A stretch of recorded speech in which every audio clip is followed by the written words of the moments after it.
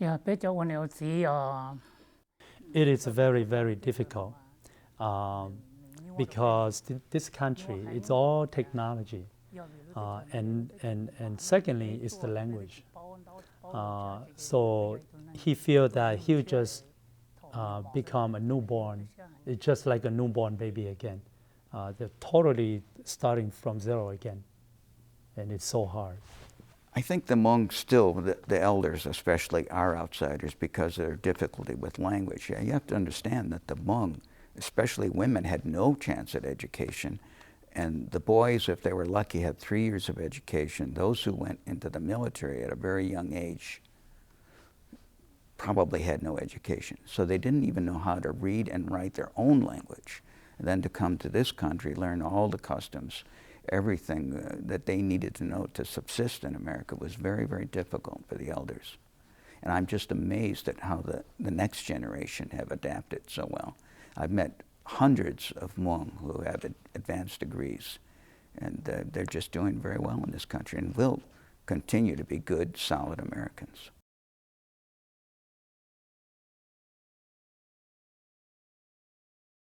When teaching Hmong, there's, I believe, 8 sounds or maybe 7 sounds. There's ah, ah, ah, ah, ah, ah, ah, ah. And that's the Hmong language. It goes by those sounds. In my profession, like I said, I have a great population of families and caseloads that are Hmong family. And most often when I deal with or serve my Hmong families, I really have to act as the translators, translating Hmong for the parents and translating it to English for the Hmong student, which in all aspect can be very sad, because when you lose that gap, and there exists a gap between those generations in such a short 30 period time that we've been in the U.S., it can be a detrimental challenge for any family, any parent and child. I'm still learning about Hmong, even though I'm Hmong. It's learning English growing up, it was easier for me because, well, I was born in the U.S., so then it was pretty easy for me. But then that's why my parents don't, like, even though we knew how to speak it, it was hard to, like, read it and understand it. Like, learning Hmong, there's just so many. It's not where you can just sound it out with your mouth and that's the letter. It's a whole different thing. So then that's why my parents, they had us taking classes, even though we were Hmong, taking classes right after school from learning English. And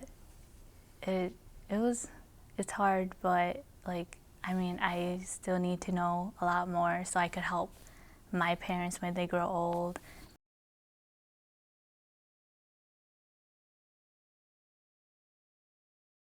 What I'm wearing today is more back to traditional, back maybe in the early 1900s to the 1960s. Today is more detailed, more color into it, more designs into it. So what I'm wearing is more traditional back then. The clothing, particularly the hat, gives away the symbolic of which traditional clan or origin a Hmong person or young girl or guy belongs to.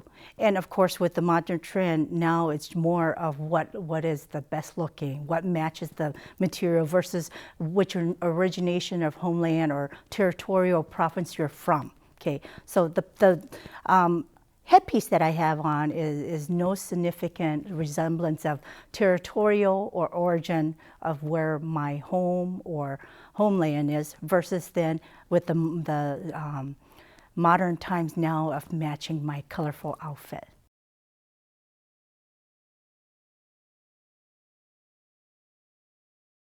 If you look in the United States, the majority of the Hmong are located in four major states.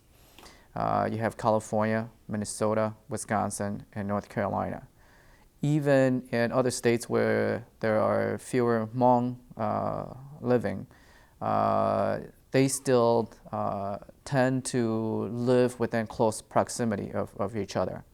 Some of the newer states where in the last 2 decades where the Hmong have relocated to, such as Arkansas, Oklahoma, even states like South Carolina and Georgia, the majority still live very close in proximity, and they still rely on each other in a very communal sense for not only cultural support, but I think in a way for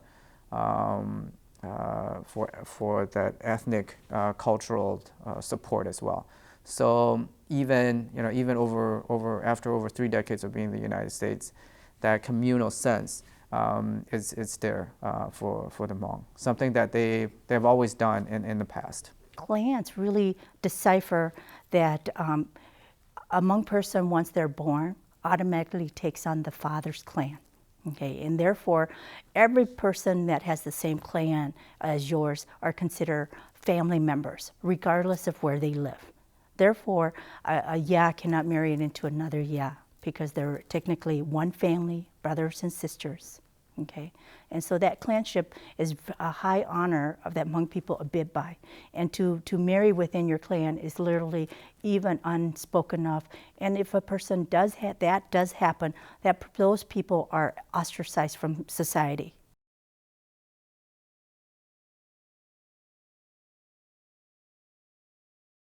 We were taught that the word Hmong means free. So part of that is more independent-wise, and not only that, to the free will to do anything that is possible. So coming to America, a lot of the families felt that that was freedom-wise and the land of free. So they did that, and a land of opportunity. So we've done that, and a lot of the Hmong community also, they are able to embrace that idea and actually to keep going with the idea, to help and grow themselves and become entrepreneurs or various things in the community and be able to help out in the community. The Hmong are such a fascinating group of people. We have lived a very, very storied life. We've lived thousands of years on this earth to very little people's knowledge. But we are continuing to define our roles in this new society. We are trying to become good community members. We're trying to contribute to the people who are around us.